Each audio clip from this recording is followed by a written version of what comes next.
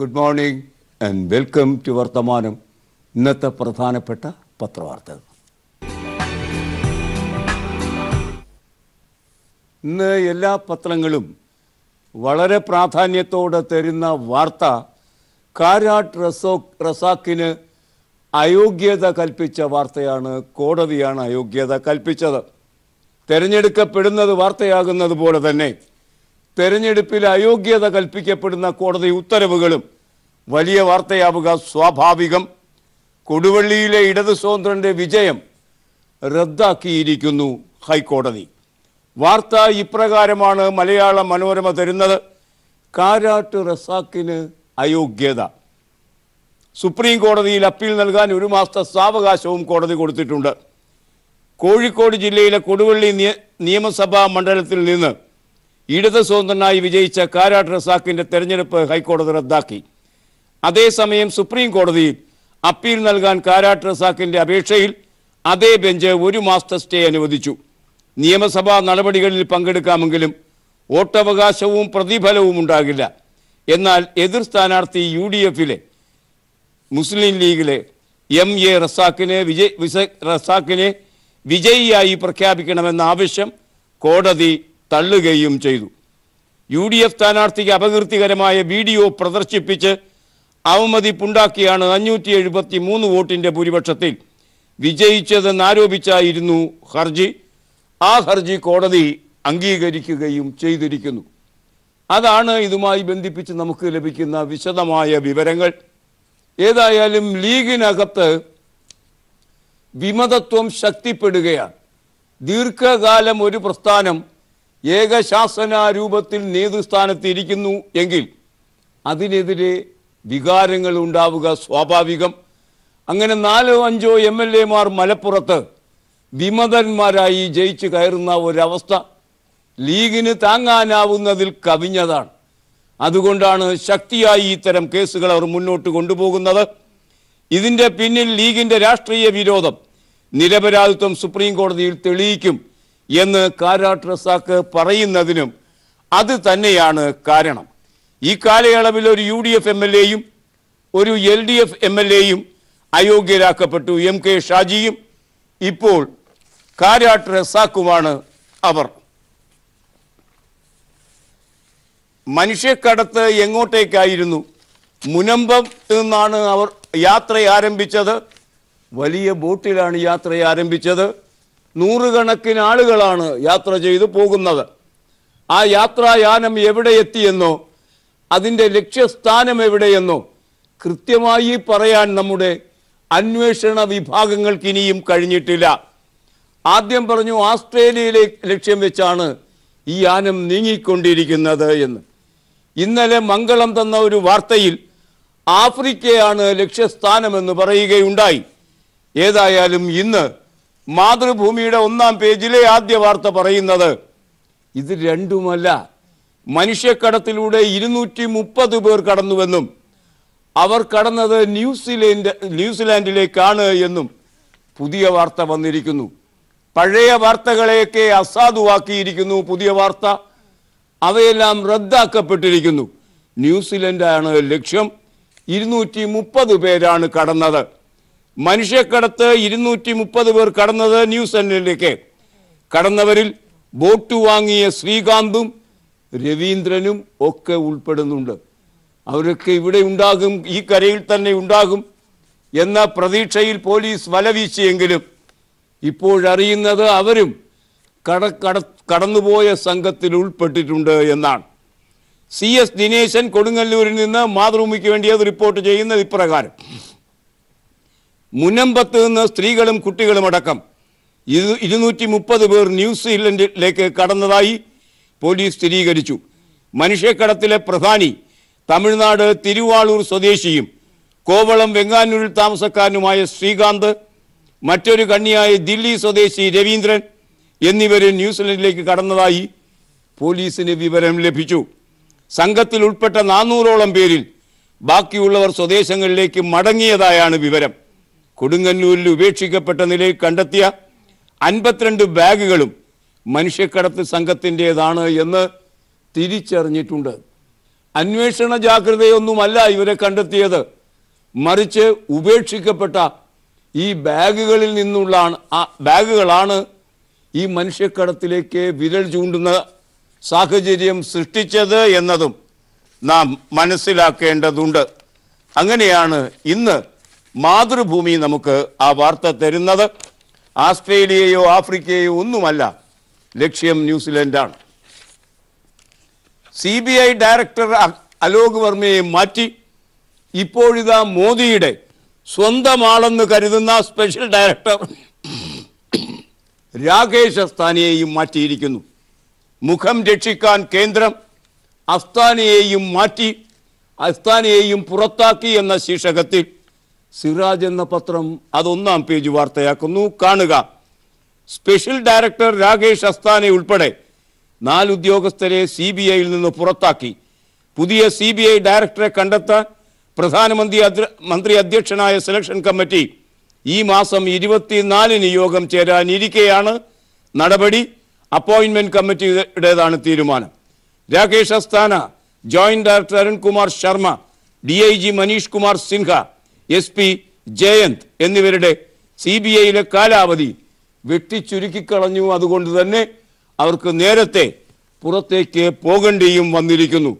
അങ്ങനെ മോദിയുടെ വിശ്വസ്തൻ ഇഷ്ടതാരം ഏതായാലും ഇപ്പോൾ CBIയുടെ സ്പെഷ്യൽ ഡയറക്ടർ അല്ലാതായി തീർന്നിരിക്കുന്നു എന്നാണ് ഈ വാർത്ത നമ്മോട് പറയുന്നത്.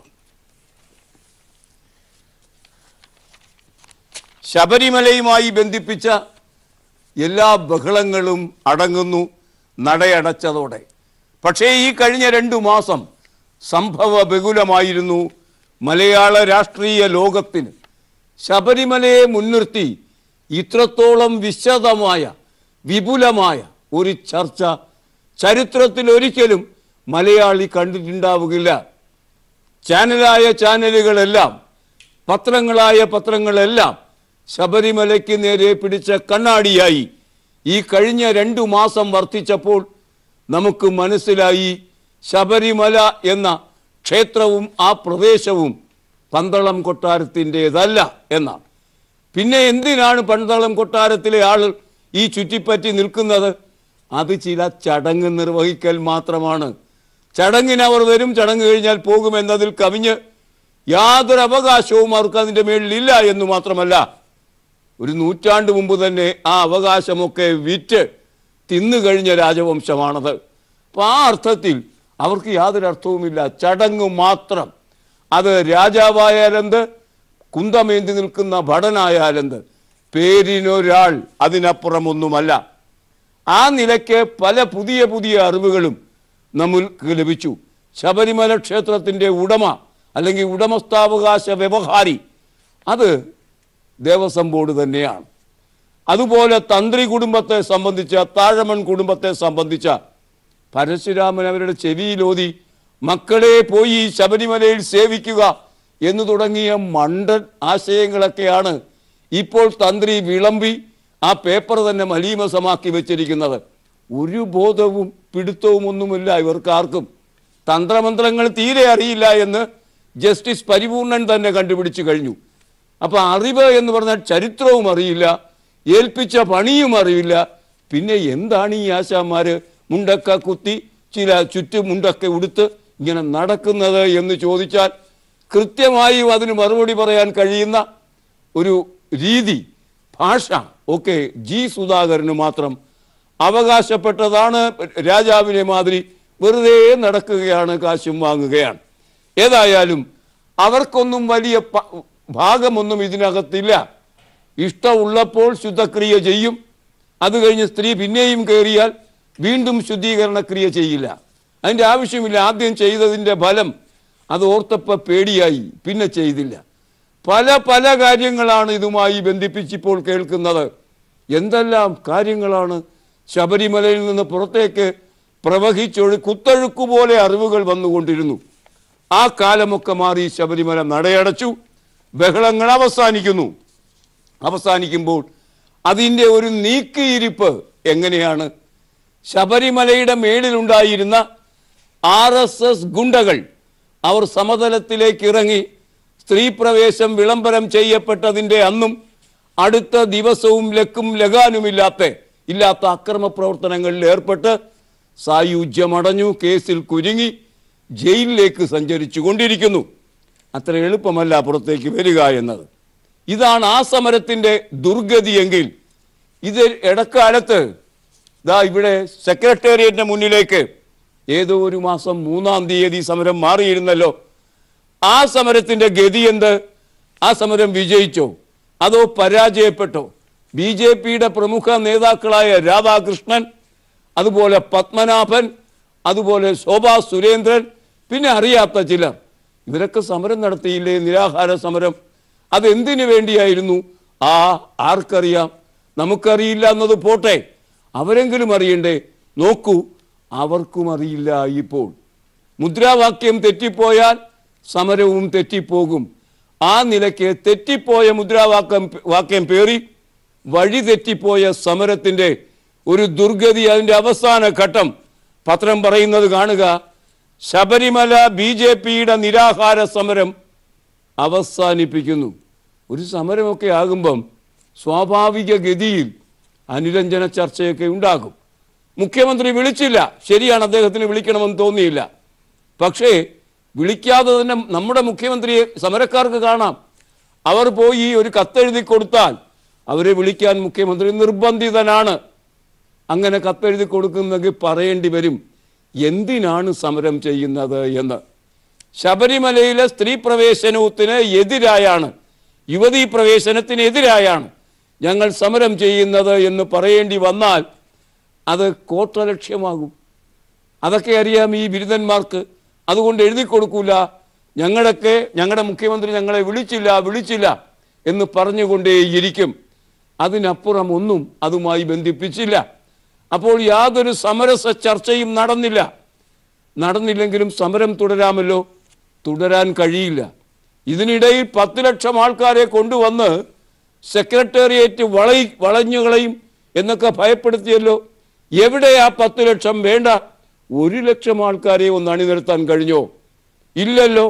ആ നിലയ്ക്ക് ആരാലും ശ്രദ്ധിക്കപ്പെടാതെ എല്ലാവരാലും അപഹസിക്കപ്പെട്ട് ആ സമരം അതിൻ്റെ സ്വാഭാവിക ചരമഗതിയിലേക്ക് സഞ്ചരിക്കുന്നത് കാണുക. ശബരിമല വിഷയത്തിൽ BJP സംസ്ഥാന നേതൃത്വം സെക്രട്ടേറിയറ്റ് മുന്നിൽ നടത്തിവരുന്ന നിരാഹാര സമരം അവസാനിപ്പിക്കുന്നു. സുപ്രീം കോടതി പുനഃപരിശോധനാ ഹർജി പരിഗണിക്കുന്നതിന് മുമ്പ് സമരം അവസാനിപ്പിക്കാനാണ് നീക്കം. ശബരിമല വിഷയത്തിൽ കേന്ദ്രം കൂടി ഇടപെട്ട സാഹചര്യത്തിൽ കേന്ദ്ര നേതൃത്വവുമായി ആലോചിച്ച ശേഷമായിരിക്കും തീരുമാനം. ഏതായാലും 22-ാം തീയതി ഇപ്പോൾ നമുക്കറിയാവുന്നത് മാതിരി ഈ കോടതി ഒന്നും പരിഗണിക്കാൻ പോകുന്നില്ല. കോടതിയിലേക്ക് അത് എത്തുകയില്ല. ഇന്ദു മൽഹോത്ര ആരോഗ്യപരമായ കാരണങ്ങളാൽ ലീവിലാണ്. അതുകൊണ്ട് എത്രത്തോളം പോകാൻ കഴിയില്ല. അതുകൊണ്ട് തന്നെ 2 ദിവസത്തിനകം ആ സമരത്തിൻ്റെ ചരമം സംഭവിക്കും സെക്രട്ടേറിയറ്റിന് മുന്നിൽ. അപ്പോഴും ശ്രീധരൻപിള്ള പറയുന്നു, മറ്റ് സമരം മുറകളിലേക്ക് ഞങ്ങൾ നീങ്ങുകയാണ്. ഈ സമരം പിൻവലിച്ചു എന്ന് ആരും ആശ്വസിക്കേണ്ട. അക്രമവും അപകട ബോധവുമൊക്കെയായി ഞങ്ങൾ ഇവിടെ തന്നെ ഉണ്ട്. പക്ഷേ എന്താണ് സമരമെന്ന് പറഞ്ഞില്ല. ഉള്ള സമരം നിർത്തുന്നു, പുതിയ സമരം പ്രഖ്യാപിച്ചില്ല. ഒപ്പം ശബരിമല സംരക്ഷണ സമിതി അങ്ങനെയുമുണ്ട് ഒരു സാധനം. ആ സമിതി ദില്ലിയിലൊക്കെ കറങ്ങി ചില കാര്യങ്ങൾ നടത്തിക്കൊണ്ടിരിക്കുന്നു. ഇന്നും ദില്ലിയിൽ എന്തോ വലിയ സെമിനാറൊക്കെ നടത്തിക്കോട്ടെ, ആർക്കും ഒരു ഛേദവുമില്ല. കേരളം വിട്ടു എല്ലാവരും. കാരണം കേരളീയരുടെ ഇടയിൽ അവർ അപഹാസ്യ കഥാപാത്രങ്ങളായിരിക്കുന്നു എന്ന യാഥാർത്ഥ്യം ഒടുവിൽ അവർ തന്നെ കണ്ടെത്തിയിരിക്കുന്നു. അതുകൊണ്ട് ശബരിമലയെ മുൻനിർത്തി നടന്നുകൊണ്ടിരിക്കുന്ന ദി സോ കോൾഡ് നിരാഹാര സമരം അത് അസ്തമിക്കുന്നു. ഒന്നും നേടാതെ, ആരാലും ശ്രദ്ധിക്കപ്പെടാതെ. ഒരു സമരത്തെ ഇങ്ങനെ പാതി വഴിയിൽ അവസാനിപ്പിക്കുന്നതിൻ്റെ വിരുദിനുള്ള ഒരു അവാർഡുണ്ടെങ്കിൽ അത് ഇവിടുത്തെ BJPക്കാർക്ക് തന്നെ ലഭിക്കും എന്ന് വ്യക്തം. ഈ സമരത്തിൻ്റെ പശ്ചാത്തലത്തിൽ LDFും UDFും തെരഞ്ഞെടുപ്പിലേക്ക് സഞ്ചരിക്കുന്നു. അതിൻ്റെ വാർത്തയും ഇന്ന് പത്രങ്ങൾ നമുക്ക് തന്നിട്ടുണ്ട്. അത്തരം വാർത്തയുടെ വിശദാംശങ്ങളിലേക്ക് പോകാം ഒരു ചെറിയ പരസ്യ ഇടവേളയ്ക്ക് ശേഷം. LDF മേഖലാ ജാഥകളിലേക്ക് സഞ്ചരിക്കുന്നു. വാർത്താ സിറാജ് എന്ന പത്രം അതിൻ്റെ സംസ്ഥാനം പുറത്തു തരുന്നു. അതിങ്ങനെ: ലോക്സഭാ തെരഞ്ഞെടുപ്പ് പ്രചാരണം തുടങ്ങാൻ LDF തീരുമാനം. ഇതിൻ്റെ ഭാഗമായി ലോക്സഭാ മണ്ഡലം കൺവെൻഷനുകളും 2 മേഖലാ ജാഥകളും നടത്തും. നരേന്ദ്രമോദി ഭരണത്തെ അധികാരഭ്രഷ്ടമാക്കുക, കോൺഗ്രസിൻ്റെ അവസരവാദ നയം തുറന്നു കാട്ടുക എന്നീ മുദ്രാവാക്യങ്ങൾ ഉയർത്തിയാണ് പ്രചാരണം. തിരുവനന്തപുരത്ത് നിന്ന് ആരംഭിക്കുന്ന തെക്കൻ മേഖലാ ജാഥയും കാസർഗോഡ് നിന്ന് വടക്കൻ മേഖലാ ജാഥയും മാർച്ച് 2-ന് തൃശ്ശൂരിൽ വൻ റാലിയോടെ സമാപിക്കുമെന്ന് പറയുമ്പോൾ വലിയൊരു പ്രചാരണ പ്രവർത്തനത്തിന് തെരഞ്ഞെടുപ്പിൻ്റെ മുന്നോടിയായി അവർ എല്ലാത്തരം സംവിധാനങ്ങളും ഒരുക്കി കഴിഞ്ഞിരിക്കുന്നു. UDF വിട്ടുകൊടുക്കുന്നില്ല. ലോക്സഭാ തെരഞ്ഞെടുപ്പിന് മുന്നോടിയായി പാർലമെന്റ് മണ്ഡലം, നിയമസഭാ മണ്ഡലം, പഞ്ചായത്ത് തല കമ്മിറ്റികൾ രൂപവൽക്കരിക്കാൻ UDF തീരുമാനിച്ചു. ആ വാർത്തയും പത്രം തരുന്നുണ്ട്. മറ്റൊരു വാർത്ത, PC ജോർജിനെ ആർക്കും വേണ്ട. UDFനൊരു കത്ത് കൊടുത്തു. എന്നെ ഒന്ന് അക്കോമഡേറ്റ് ചെയ്തു ജനപക്ഷം എന്നാണ് ഇപ്പോൾ അദ്ദേഹം പറയുന്നത്, പൂഞ്ഞാർ MLA. അപ്പോൾ ഇതിനിടയ്ക്ക് ഇരട്ട കുട്ടികളെ പോലെ രാജഗോപാൽജിയുമായി ബന്ധിപ്പിച്ച് കറുപ്പൊക്കെ കൊടുത്ത് അവിടെ നിന്നല്ലോ ആ മഹാൻ, കണ്ടില്ലേ? അതിനുശേഷം എന്ത് മറിമായമാണ് ഉണ്ടായത്? മറിമായമുണ്ടായി. മധ്യപ്രദേശ് അടക്കം BJPക്ക് നഷ്ടപ്പെട്ടു. പിന്നെ ഇവിടെ നിന്നാൽ പണവുമില്ല, വോട്ടുമില്ല, പിന്നെന്തിനു നിൽക്കണം? മിടുമിടുക്കനാണ് PC ജോർജ്. എവിടെ പണമുണ്ടോ, എവിടെ അധികാരമുണ്ടോ അവിടെ പറ്റി നിൽക്കും. സിനിമാ രംഗത്ത് പ്രശ്നമുണ്ടപ്പോൾ ദിലീപിനൊപ്പം നിന്നു, അവിടെയാണല്ലോ പണം. പിന്നെ രണ്ടാമത് നമുക്കറിയാം പള്ളിക്കാരുടെ പ്രശ്നം വന്നു. Bishop Franco. അപ്പോൾ ഫ്രാങ്കോക്കൊപ്പം നിന്നു എന്ന് മാത്രമല്ല, അദ്ദേഹത്തെ ജയിലിലാക്കി തിരിച്ചിറങ്ങിയപ്പോൾ സ്വീകരണം കൊടുക്കുമ്പോൾ സ്വീകരണ കമ്മിറ്റിയിലെ പൊണ്ണത്തടിയനായ പ്രബലനായിരുന്നു PC ജോർജ്. അവിടെയാണ് അധികാരം എവിടെയുണ്ടോ അവിടെയാണ് പണം. ആ നിലയ്ക്ക് അധികാരവും പണവും അന്വേഷിച്ച് നടന്ന് ആർക്കും വേണ്ടാത്ത ഒരാളായി ഞങ്ങൾക്ക് വേണ്ടേ എന്ന് പറയാൻ PC ജോർജിനെ മുൻനിർത്തി മത്സരിച്ചു കൊണ്ടിരിക്കുകയാണ് മുന്നണികൾ. അതുകൊണ്ട് ഇങ്ങോട്ട് വന്ന PC ജോർജ്, അല്ലെങ്കിൽ പുറത്തേക്കിറങ്ങിയ PC ജോർജ് മാ എന്ന് പറഞ്ഞ് ഒടുവിൽ BJPയിലേക്ക് തന്നെ തിരിച്ചു പോകേണ്ട ഗതികേടിലേക്ക് എത്തിയിരിക്കുന്നു. അങ്ങനെ പോകുന്നത് കൊണ്ടും കുഴപ്പമില്ല. ഏറ്റവും അധികം പണം മുടക്കാൻ കഴിയുന്ന പാർട്ടി BJP തന്നെയാണ്. നരേന്ദ്രമോദി കൊല്ലത്ത് വന്ന് ഒരു കലക്കിപ്പോയി. പാർട്ടിക്കാരുടെ യോഗത്തിൽ മോദി സംസാരിച്ചപ്പോൾ മോദി കണക്കിന് UDFനെയും കോൺഗ്രസിനെയും അപഹസിച്ചു. ഒരു കാര്യവുമില്ല ഈ പാർട്ടി. പാർലമെന്റിന്റെ മുന്നിൽ ഒന്ന്, പത്തനംതിട്ടയിൽ മറ്റൊന്ന്. അവസരവാദികളാണവർ, ഞങ്ങളാണ് ഉറച്ചു നിന്നവർ എന്ന് പറയാൻ വേണ്ടിയാണ് കോൺഗ്രസിനെ അപഹസിച്ചത്. പക്ഷേ ഇത്രയും വലിയ നന്ദി BJPയോട് കാണിച്ചിട്ടും തന്നോടും തൻ്റെ കോൺഗ്രസിനോടും ഇങ്ങനെയൊക്കെയാണോ പെരുമാറേണ്ടത് BJPയും മോദിയും എന്ന് ചിന്തിച്ചു പോയി രമേശ് ചെന്നിത്തല. അതുകൊണ്ട് രമേശ് ചെന്നിത്തല തിരിച്ചടിച്ചത് എങ്ങനെ കാണുക? BJP എത്ര ശ്രമിച്ചാലും കേരളത്തിൽ നിന്ന് ഒരു സീറ്റും ലഭിക്കാൻ പോകുന്നില്ല എന്ന് രമേശ് ചെന്നിത്തലയ്ക്ക്, പാവം ചെന്നിത്തലയ്ക്ക് ഒടുവിൽ പറയേണ്ടി വന്നു. നരേന്ദ്രമോദിയും അമിത്ഷായും എത്ര ശ്രമിച്ചാലും BJPക്ക് കേരളത്തിൽ നിന്ന് ഒരു സീറ്റും ലഭിക്കാൻ പോകുന്നില്ലെന്ന് പ്രതിപക്ഷ നേതാവ് രമേശ് ചെന്നിത്തല വാർത്താ സമ്മേളനത്തിൽ പറഞ്ഞു. അതിൻ്റെ ക്രെഡിറ്റ് മറ്റാണുങ്ങൾക്കാണ് പോകുന്നത്. ശബരിമല വിഷയത്തിൽ നിലപാട് മാറ്റിയത് RSSും BJPയുമാണ്. BJPയുടെ സഹയാത്രികനാണ് സുപ്രീം കോടതിയിൽ കേസ് കൊടുത്തത്. സുവർണാവസരത്തിനും രാഷ്ട്രീയ നേട്ടത്തിനുമുള്ള ശ്രമങ്ങളാണ് BJPയിൽ നടന്നത്. ഇപ്പോഴാണോ അതൊക്കെ പറയുന്നത്? പശു ചത്തു മോരിലെ പുളിയും പോയപ്പോഴാണ് ശ്രീധരൻപിള്ളയുടെ സുവർണാവസരത്തെക്കുറിച്ച് എന്തെങ്കിലും പറയാൻ ഈ പ്രതിപക്ഷ നേതാവിനും നാവ് പൊന്തിയത്. അതുമാത്രമല്ല, ശബരിമല പ്രവേശനത്തിന് ചൂട്ടുപിടിച്ചത് RSSകാരാണെന്ന് ഇപ്പോഴാണ് അദ്ദേഹത്തിന് തിരിച്ചറിയാനായത്. ഈ നിലയ്ക്ക് പഴയ കഥകളൊക്കെ പറഞ്ഞ് കൂടുതൽ അപഹാസ്യനാകുന്നു നമ്മുടെ പ്രതിപക്ഷ നേതാവ് എന്നാണ് ഈ വാർത്ത നമ്മോട് പറയുന്നത്. ആലപ്പാട് ഖനനവും സമരവും അതിനെ മുൻനിർത്തി ഇന്നലെ ചർച്ച നടക്കുകയുണ്ടായി. ദീർഘമായ മുന്നൊരുക്കങ്ങൾക്ക് ശേഷമാണ് ചർച്ച നടന്നത്. അത് 80ാമത്തെ ദിവസം ഒക്കെ ആകുന്നു ആ സമരം. അതിനെ മുൻനിർത്തി വാർത്തകൾ വന്നിരിക്കുന്നു. ആലപ്പാട് ചർച്ച പരാജയപ്പെട്ടിരിക്കുന്നു എന്നാണ് വാർത്ത. സീ വാഷിംഗ് നിർത്തുമെന്ന് സർക്കാർ, എങ്കിലും പ്രക്ഷോഭം തുടരുമെന്ന് സമരസമിതി പറയുന്നു, കേരള കൗമുദി ആ വാർത്ത കാലികം പേജിൽ ഉൾപേജിൽ നമുക്ക് തന്നിരിക്കുന്നു. ആ വാർത്തയുടെ വിശദാംശങ്ങളിലേക്ക് പോകാം മറ്റൊരു ചെറിയ പരസ്യ ഇടവേളയ്ക്ക് ശേഷം. എടോ എത്ര വലിയ മോളാണ്, പക്ഷെ ഒരു നല്ല ഓഫർ ഇല്ല. എന്ത്? You don't know?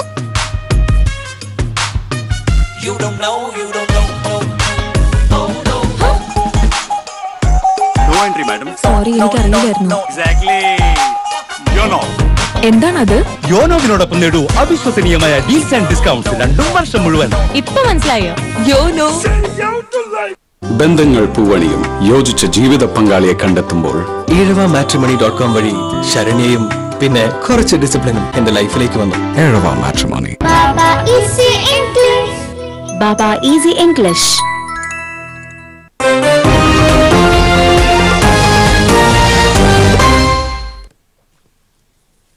കൊല്ലം ആലപ്പാട് പഞ്ചായത്തിലെ കരിമണൽ ഖനനത്തിനെതിരായ സമരം ഒത്തുതീർപ്പാക്കാൻ വ്യവസായ മന്ത്രി ഇ പി ജയരാജൻ സമരസമിതിയുമായി നടത്തിയ ചർച്ച പരാജയപ്പെട്ടു. സീ വാഷിംഗ് 1 മാസത്തേക്ക് നിർത്തിവെക്കുമെന്ന് മന്ത്രി അറിയിച്ചെങ്കിലും ഖനനം പൂർണ്ണമായും നിർത്തിവെക്കണമെന്ന നിലപാടിൽ സമരസമിതി ഉറച്ചു നിന്നു.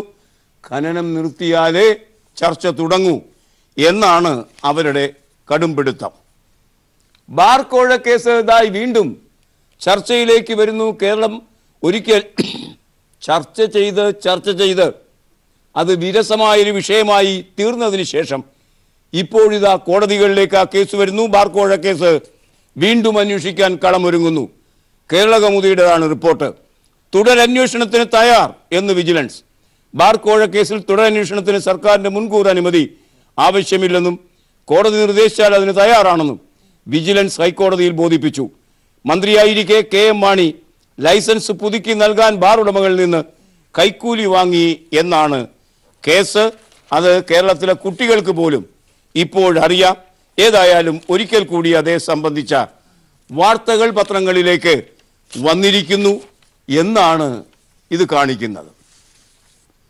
ഗുർമീത് നമുക്കറിയാം, കുപ്രസ്ഥനായ ആൾ ദൈവം.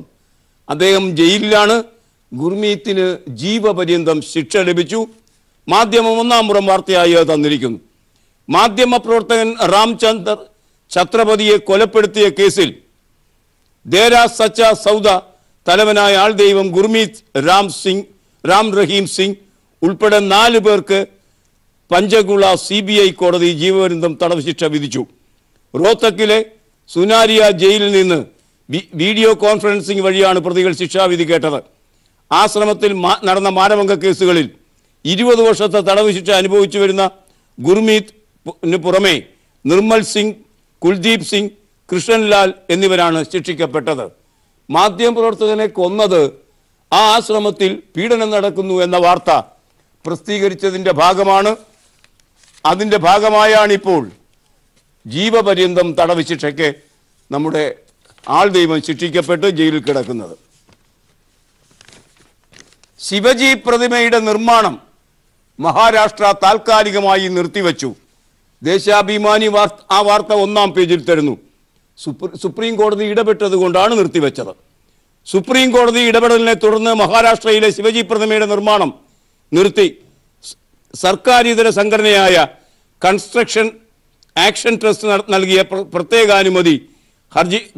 അനുമതി ഹർജിയുടെ അടിസ്ഥാനത്തിൽ നിർമ്മാണം നിർത്തിവെക്കാൻ മഹാരാഷ്ട്ര പൊതുമരാമത്ത് വകുപ്പും ലാർസൺ ആൻഡ് ടൂർബോ കമ്പനിയും തീരുമാനിക്കുകയായിരുന്നു. നിലപാട് വ്യക്തമാക്കി വിശദമായ സത്യവാങ്മൂലം സമർപ്പിക്കുമെന്ന് സർക്കാർ വൃത്തങ്ങൾ അറിയിച്ചു. 3600 കോടി രൂപ ചെലവിട്ടാണ് മുംബൈ തീരത്ത് ഉൾക്കടലിൽ ശിവജിയുടെ പ്രതിമ നിർമ്മിക്കുന്നത്. 182 മീറ്റർ ഉയരമുള്ള പ്രതിമ. പട്ടേലിന്റെ പ്രതിമയാണ് ഇപ്പോൾ ലോകത്തെ ഏറ്റവും വലിയ പ്രതിമ. ഈ പ്രതിമയുടെ പണി നടക്കുകയാണെങ്കിൽ അതിനുള്ള സാധ്യത തുലവും വിരളമാണ്. അതായിരിക്കും ഏറ്റവും വലിയ പ്രതിമ. ഇന്ന് ദേശാഭിമാനിയുടെ ലീഡ് വാർത്ത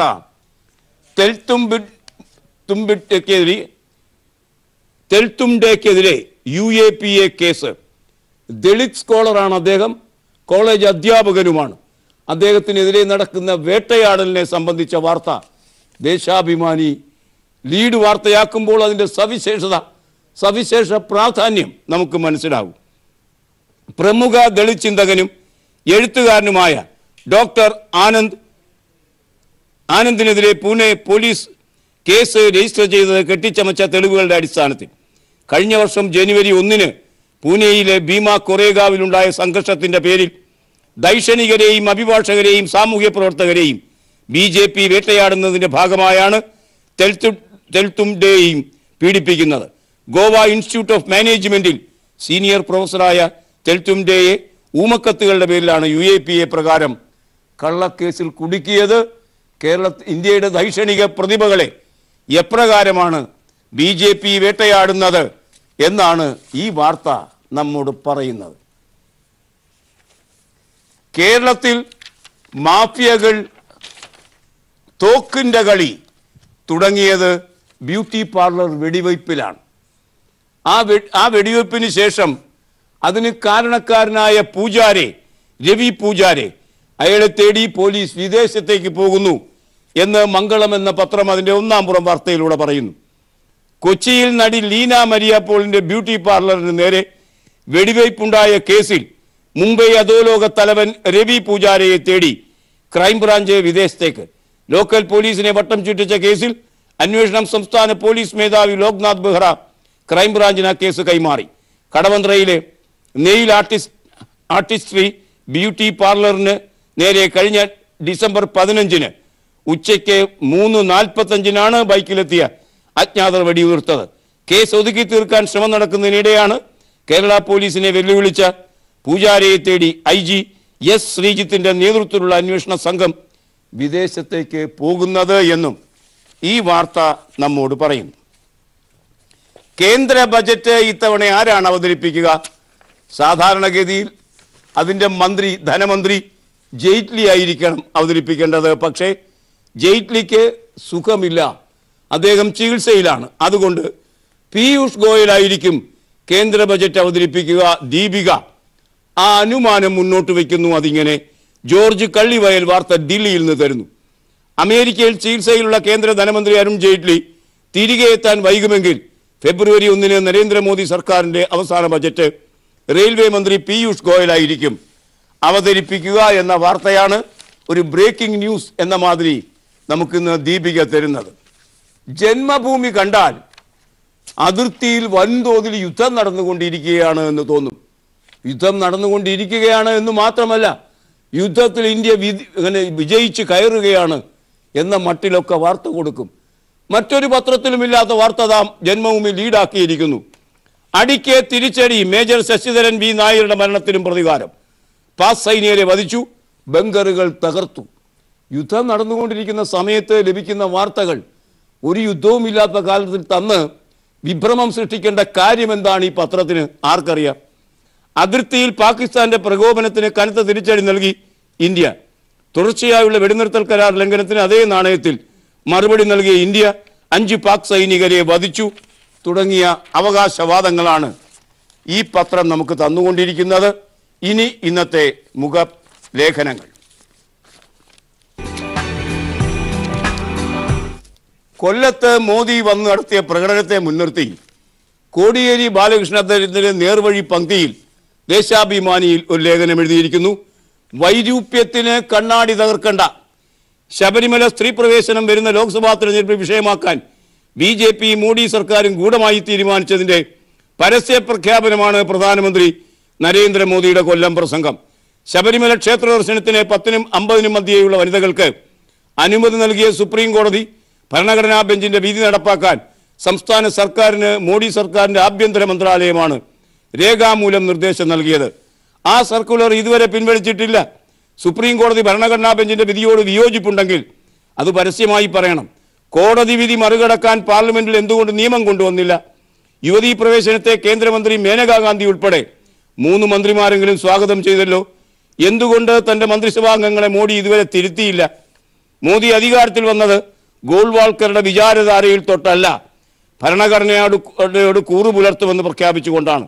അതിനാൽ സുപ്രീം കോടതി വിധി നടപ്പാക്കാൻ മുന്നോട്ട് വന്ന സംസ്ഥാന സർക്കാരിനെ ഭീഷണിപ്പെടുത്തുകയും കുറ്റപ്പെടുത്തുകയും ചെയ്യുന്ന പ്രധാനമന്ത്രിയുടെ നടപടി സത്യപ്രതിജ്ഞാ ലംഘനമാണ്. മതത്തെയും വിശ്വാസത്തെയും രാഷ്ട്രീയ ലാഭത്തിനും വോട്ട് പിടിക്കാനുള്ള ഉപാധിയാക്കുകയാണ് മോദി. അതിനുവേണ്ടിയാണ് വിശ്വാസികളെയും ആരാധന നടത്തുന്നവരെയും അംഗീകരിക്കാത്തവരാണ് കമ്മ്യൂണിസ്റ്റുകാരെന്ന അസംബന്ധം മോദി പുലമ്പിയത്.